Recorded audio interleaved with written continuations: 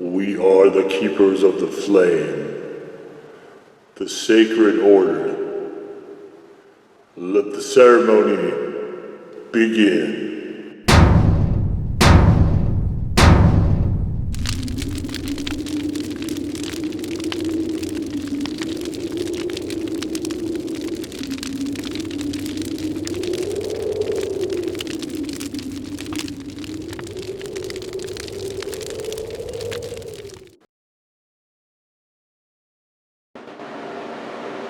And today, faithful acolytes, we take a look at this. And what this is CaJohn's Bourbon-Infused Chipotle Habanero Hot Sauce Chili Black Cherry Vanilla Edition. And so I ran across this. I'm not a big fan of cherry, but since this is my favorite grill sauce, and I was not able to do a grill video with the original version of this, and I wanted to be able to do that because I try to keep content fresh and exciting, you know, just new. I don't want to do the same video. There's some things that are the same, but I don't really want to shoot the same video over and over and over again, where it's, hey, here's a sauce, here's some chicken nuggets or whatever, and that's it, right? Just that, because different sauces work better in different settings, you know, as we all know as chili heads. And so this one is not particularly, the Bourbon-Infused Chipotle Habanero, the bitch as I like to call it, is not particularly wonderful outside of the grill setting. It makes a fantastic grilling sauce.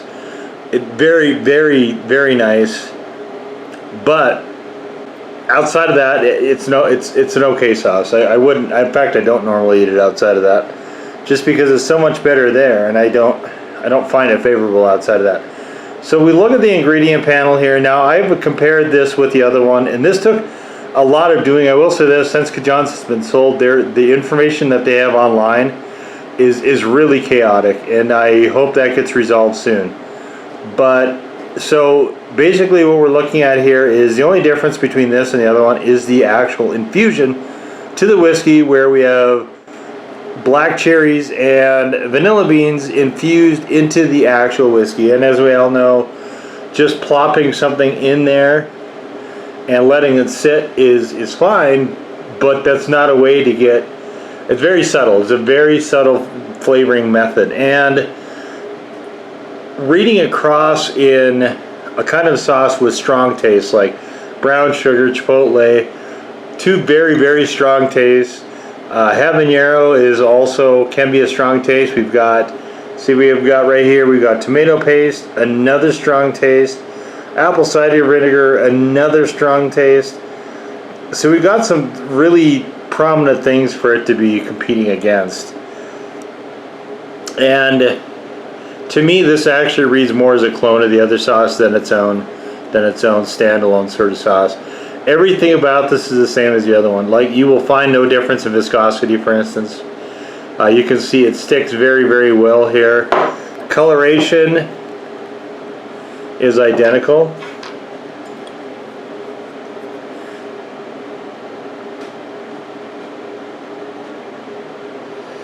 Pour is exactly the same. You can see it's got that same sort of brownish, reddish hue to it. You can see it stick.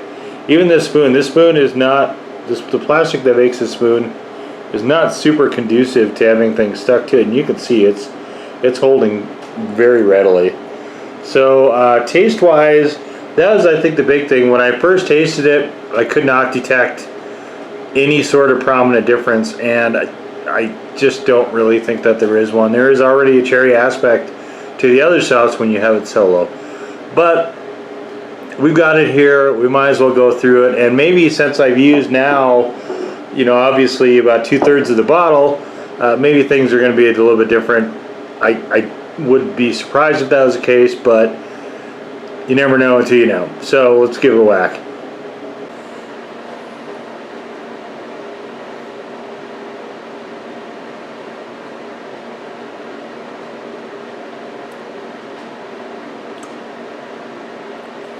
This one is a bit more bourbon forward on the nose. I remember the other one being. This actually reads as less cherry somehow. I did get a good dose of the habaneros that time, which is a little unusual. Usually everything is blended pretty well. And I don't run across that, but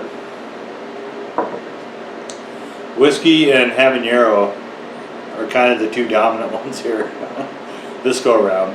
So, alright, as I keep saying, my favorite grilled sauce, I didn't get a chance to do it with the other one, so let's go now to the grill and do it with this one. Alright guys, so here we are starting out. You can see this is a propane grill, and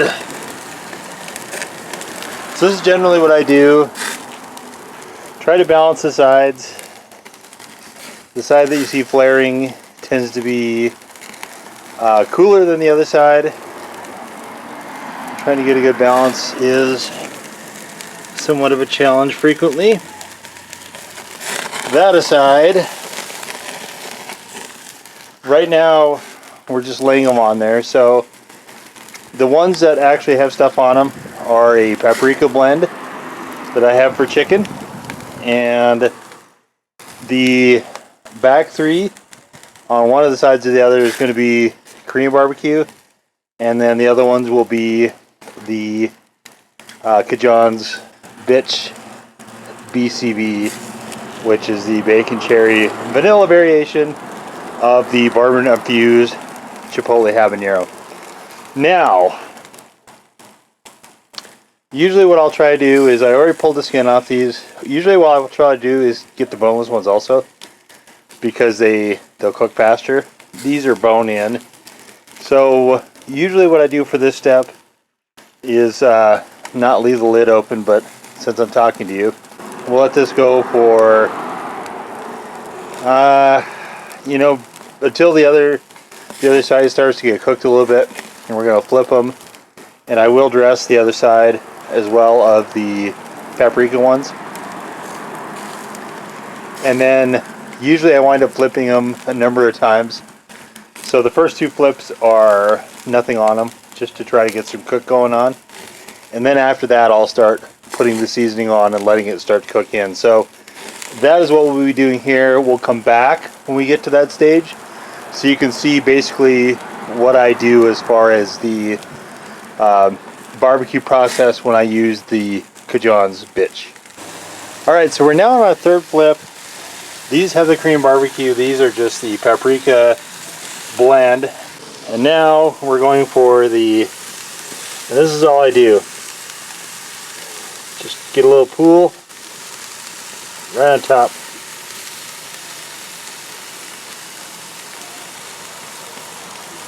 Alright. Then we take this spoon and I just try to just cover it a little. You can see it sticks, flows really well. And you might need a little bit on that other piece, but yeah, yep. We're gonna let that go actually right now, because we'll be flipping and saucing again. I like to do front back on everything here, so we've got another flip coming up, another saucing, and then after that is when I start checking for doneness. So I don't really start looking till a fourth flip. So we'll be flipping one more time, saucing one more time, but you've seen the process, and we're just going to skip ahead to the final result. Okay, we're back, and as we can see, let's take a look at this. We got this beautiful grill marks on there, beautiful caramelization. Show you the second side. Got those nice little charred bits in there. Look at that. Look at that. This is a gorgeous, gorgeous grill sauce. So, I love it. This is, I usually go through a few bottles of this every year just for grilling. This year I've been on kind of a dry tear And what I mean by that is I've been trying to play with drier seasonings just a little bit more than I do with the wet. I have tried plenty of sauces. If I happen to be grilling and I have a sauce open that I have not tried on the grill yet, usually I will put it on something, especially the sweet hots, because one of my favorite things is the caramelization of the sauces onto the meat. That's just fantastic. So I'm going to pour some at the side here just to have as a dipping sauce. It's not really necessary. This meat is already flavored very, very well just with what's on it. And we're going to go right to town here on this thing.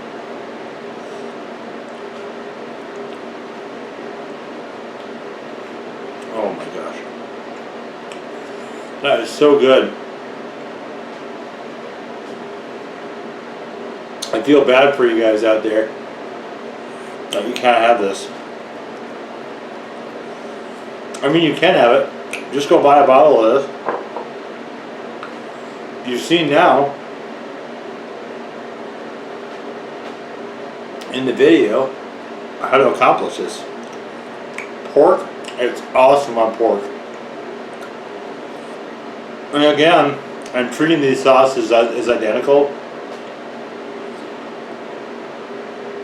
This one and the original, because there's not enough of a flavor difference really to matter.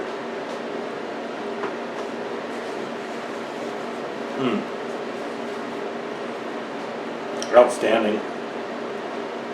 I made, as you guys saw, a few of these, so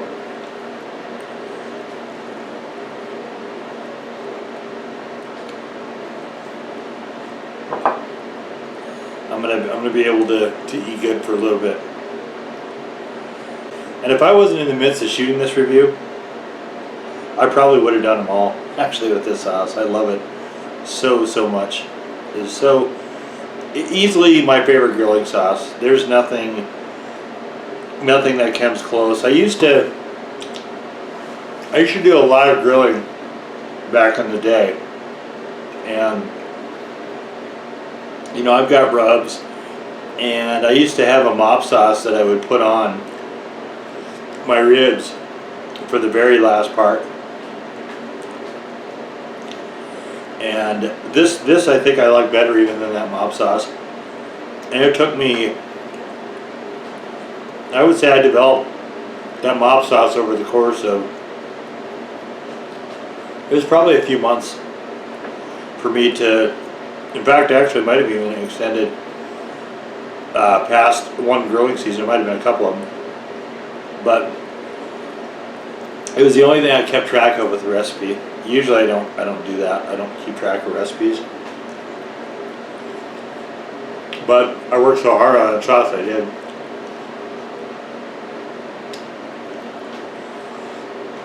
And no, I'm not posting that. Never. You know, if you guys make me popular enough, maybe I'll market it, sell it, so you guys can buy it yourselves. But I'm not just putting that out there. No way.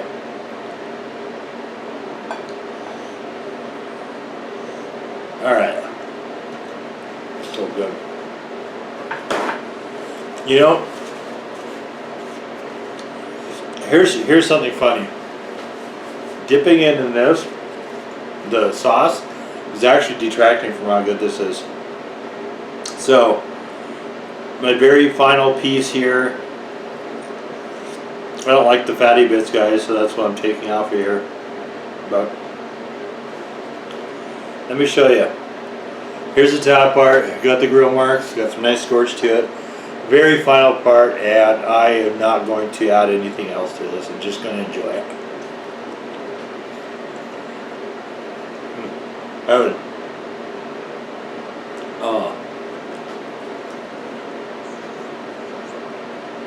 It's so good. I think I might need to do that actually. I think I might need to work up some pork and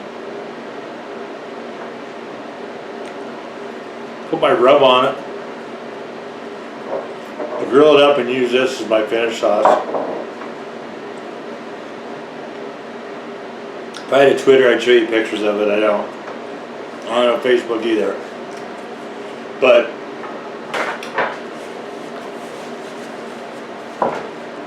I'll bet it's gonna be awesome. I'm actually